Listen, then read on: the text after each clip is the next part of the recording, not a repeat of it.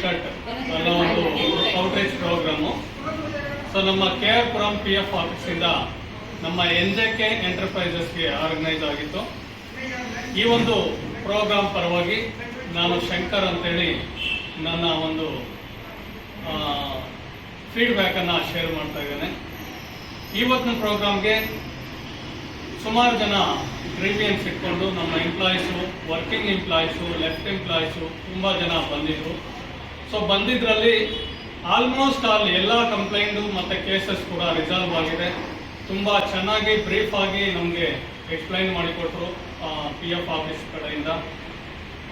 ಅದೇ ಜೊತೆಗೆ ನಮಗೆ ಇದ್ದಂಥ ಕೆಲವೊಂದು ಎಷ್ಟೆಲ್ಲ ನಮ್ಮಲ್ಲಿ ಗ್ರೀವಿಯನ್ಸಸ್ ಇತ್ತು, ಆ ಗ್ರೀವಿಯನ್ಸಸ್ ಆಲ್ಮೋಸ್ಟ್ ಎಲ್ಲ ಕೂಡ ಸಾಲ್ವ್ ಮಾಡಿದ್ದಾರೆ.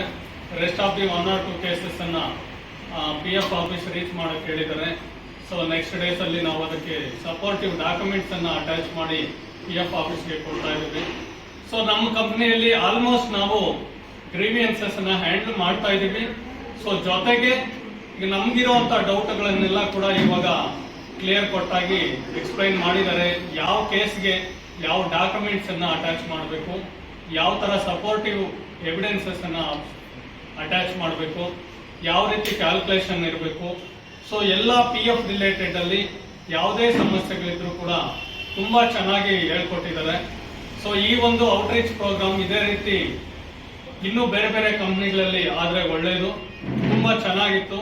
ಸೊ ಎಂಪ್ಲಾಯೀಸು ಏನು ಗ್ರೀವಿಯನ್ಸಸ್ ಇದೆ, ಇದೊಂದು ಒಳ್ಳೆ ಪ್ಲಾಟ್ಫಾರ್ಮ್ ಆಗಿದೆ. ಸೊ ತಮ್ಮ ಗ್ರೀವಿಯನ್ಸ್ ಅನ್ನ ಯಾವುದೇ ಸುತ್ತಾಟ ಇಲ್ಲದೆ, ತಿರುಗಾಡದೆ, ಸೊ ಕುಳಿತಲ್ಲೇ ಅವರ ಸಮಸ್ಯೆಗಳನ್ನ ಕ್ಲಿಯರ್ ಮಾಡ್ಕೊಳ್ಳಿಕ್ಕೆ ಒಳ್ಳೆ ಒಂದು ಪ್ಲಾಟ್ಫಾರ್ಮ್ ಆಗಿದೆ.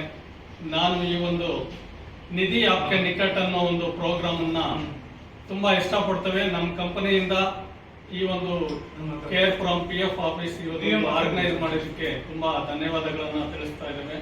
Thank you.